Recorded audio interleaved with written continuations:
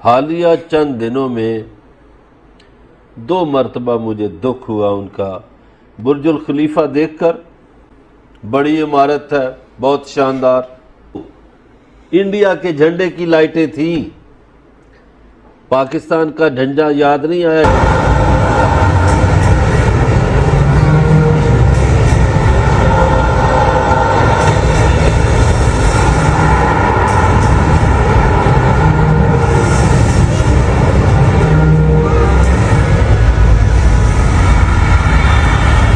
India आज तरक्की कर रहा है तो उसकी सिर्फ एक ही वजह है कि वो अपने मुल्क के साथ मुखलिस है। शर्म का मकाम है। अरब मुल्कों में आम स्टोरों में बुत बिकते हैं, मूर्तियां बिकती हैं। ये कैसे मुसलमान है? बराए नाम, नामों की हद तक। और वैसे भी वो नाम तो उन्हें अच्छे ही नहीं लगते जो नबी के घराने के नाम थे। जी तो जनाब, एक एक करके भारत जो है वो तमाम जो मुसलमान ममालिक हैं उनको अपनी तरफ ले गया, और पाकिस्तान जो है वो लड़ रहा है, झगड़ रहे हैं और समझता है कि शायद मुसलमानों के पास या तो तेल है वो हमें चाहिए, और या फिर यह है कि वो मुसलमान हमारे जो है वो कश्मीर में मत करें। शर्म आनी चाहिए अरबों को। क्यों शर्म आनी चाहिए? महज दौलत की खातर, महज मफादात की खातर, चंद रोज़ा ज़िंदगी वाले ने। इंडिया से वैसे ही जेलस होने का कोई फायदा नहीं है आपको। इंडिया हर जगह पे आपसे आगे है, ये चीज़ को मानना पड़ेगा। ये एक अटल हकीकत है, बेशक कड़वी है, लेकिन ये एक अटल हकीकत है। इंडिया से सीखें कि कैसे उनकी वो इकॉनमी बेहतर आ रही है। हमारे इधर हर दूसरा बच्चा चाहता है कि आउट ऑफ कंट्री जाएं, यूरोप जाएं, ऑस्ट्रेलिया जाएं। इंडिया के अंदर उनको मौके दिए जा रहे हैं कि वो इंडिया में अपना फ्यूचर बनाएं, इसकी बजाय कि वो बाहर जाने के ख्वाहिशमंद।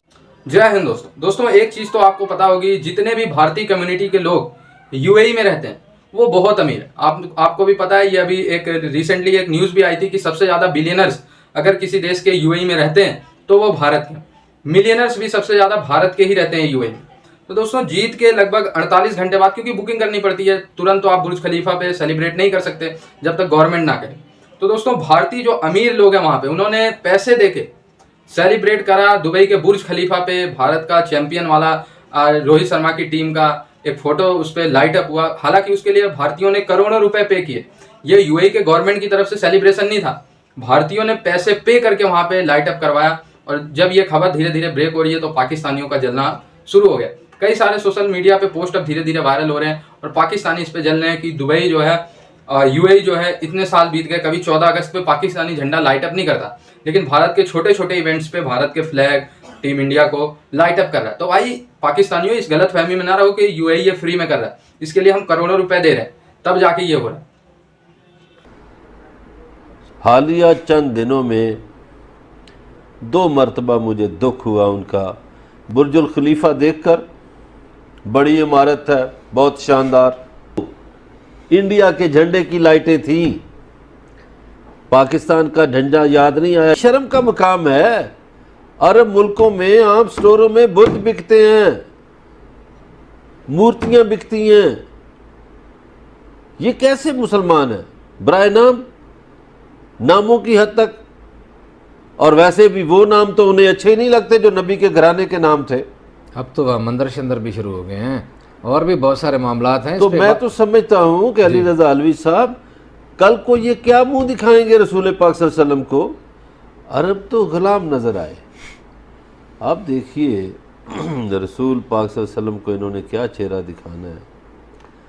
रसूल पाक सल्लल्लाहु अलैहि वसल्लम ने काबे को बुतों से पाक किया, अरब के खित्ते को बुतों से पाक किया, और ये वहाँ मंदिर बनाते फिर रहे हैं, ये वहाँ मूर्तियाँ रख रहे हैं। अच्छा, वहाँ की छोड़े, मुझे एक और बात बता दें। सबसे खतरनाक हिंदू मोदी को बहुत बड़ा अवार्ड देते हैं। हो या फिर दूसरे मैदान, हमारा हमसाया मुल्क भारत हर फील्ड में ना सिर्फ आगे बढ़ रहा है बल्कि जीत भी रहा है।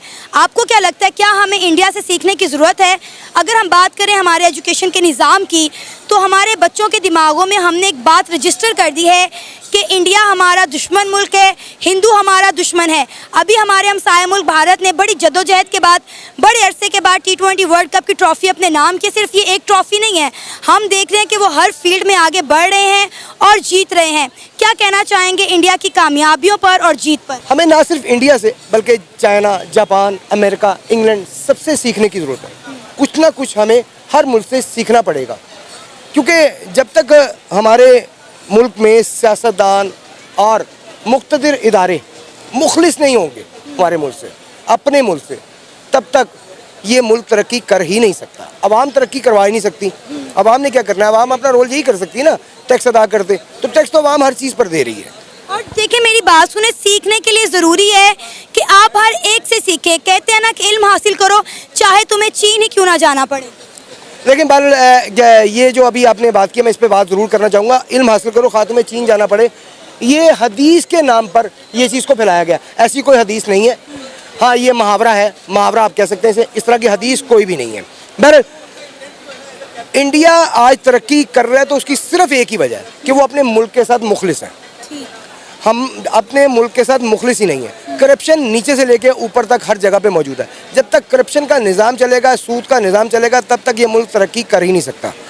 सूद का निज़ाम इंडिया में भी चल रहा है, लेकिन करप्शन का शायद निज़ाम भी वहाँ भी चल रहा होगा, लेकिन इस लेवल का नहीं है जिस लेवल का हमारे मुल्क में है।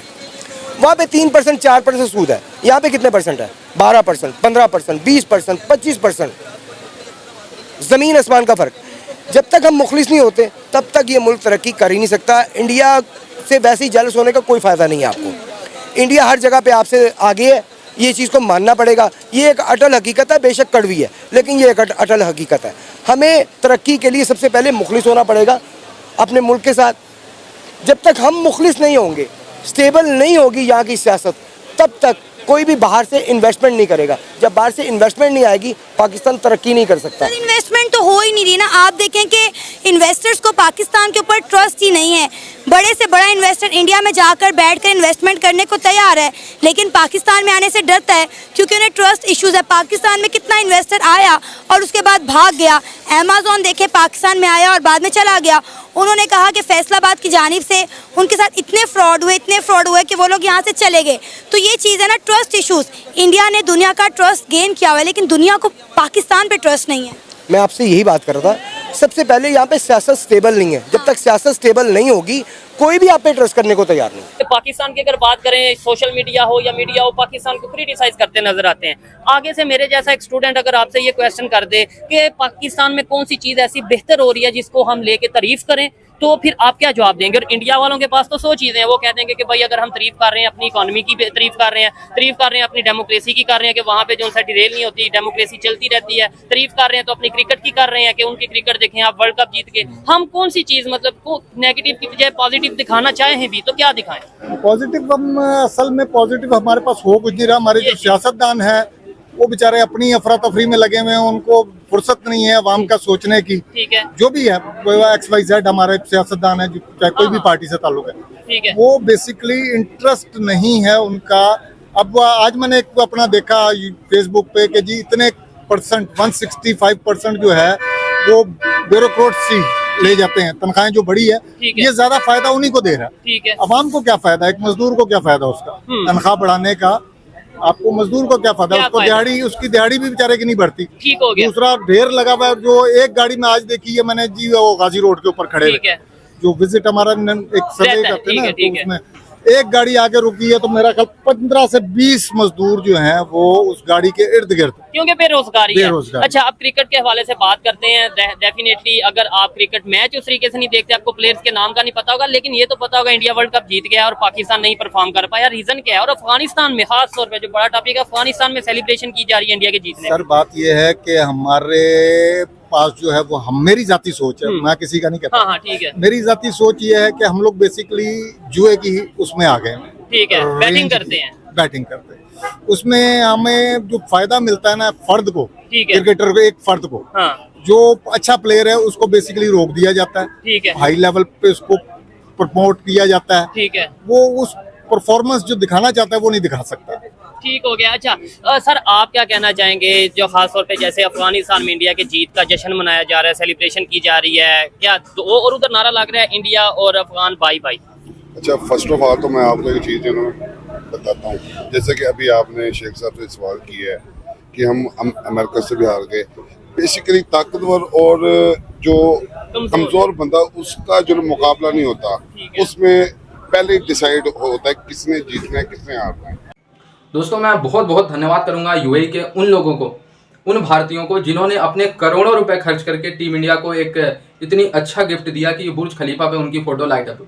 मेहनत की कमाई होती है। आप देखिए यूएई में जाके कितना हार्ड अर्न मनी होता है उनका, और अपने देश के लिए एक देशभक्त होने के नाते ही उन्होंने इतने पैसे पे किए, करोड़ों रुपए, कि हमारे देश का झंडा, हमारे टीम इंडिया की फोटो लाइट अप हो दुनिया की सबसे ऊंची बिल्डिंग बुर्ज खलीफा। तो बहुत गर्व की बात है। आप देखिए उन्होंने कैसे इतने रुपए खर्च किए होंगे सिर्फ देशभक्ति के नाते, एक बार आप सोच सकते हैं। बहुत बहुत धन्यवाद उन लोगों को। और कई सारे लोग मुझे यूएई से, अरब नेशन से भी देखते हैं, कमेंट करते हैं कि भाई मैं भारत से हूँ लेकिन काम यहाँ कर रहा हूँ। तो भाई आप लोगों ने हमेशा देश के लिए काम किया, चाहे वो किसी धर्म मजहब का हो। एक भारतीय विदेश में जाके हमेशा अपने भारत का नाम ऊंचा ही करता है।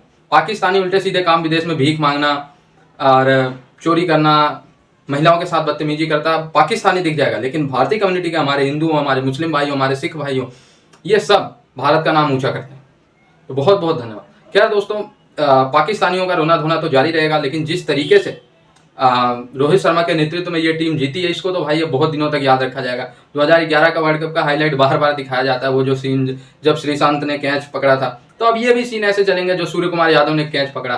ठीक है भाई, अगर हम सिर्फ भारत में बात करें ना, तो भारत में लगभग 135 करोड़ भारतीय रहते हैं। और आपको मैं इन्फॉर्मेशन के तौर पे बता दूं, 7 करोड़ से ज़्यादा भारतीय हमारे दुनिया के अन्य कोनों में रहते हैं, वो भारत से बाहर रहते हैं। 7 करोड़ या भारतीय ओरिजिन के हैं लेकिन किसी देश के नागरिक है, वो भी दिल से अपने भारत को लाइक करते हैं। तो उनको बहुत बहुत धन्यवाद। और आप जुड़े रहे ऐसी वीडियोज़ के लिए, तब तक के लिए धन्यवाद। जय हिंद।